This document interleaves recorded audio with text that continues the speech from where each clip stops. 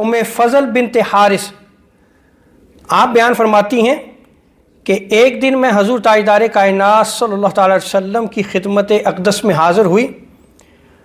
اور میں نے حضرت امام حسین کو حضور تاجدار کائنات صلی اللہ تعالی علیہ وسلم کی گود میں دیا۔ آقا علیہ السلام نے امام حسین علیہ السلام کو اپنی گود میں لیا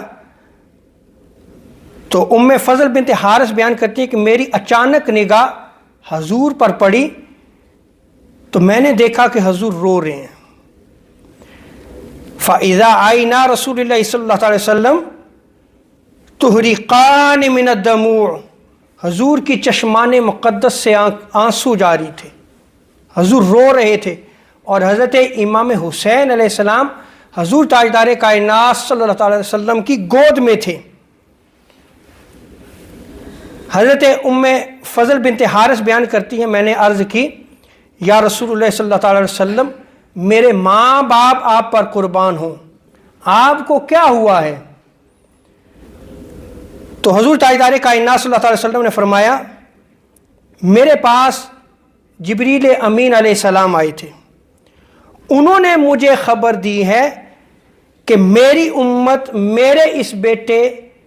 امام حسین علیہ السلام کو ان قریب شہید کر دے گی،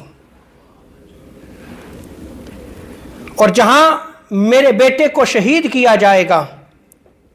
جہاں امام حسین علیہ السلام کی شہادت ہوگی، اس مقتل کی سرخ مٹی بھی جبریل امی ساتھ لائے تھے اور وہ مٹی انہوں نے مجھے دی۔ یہ پہلی روایت ہے، اس میں آپ غور کریں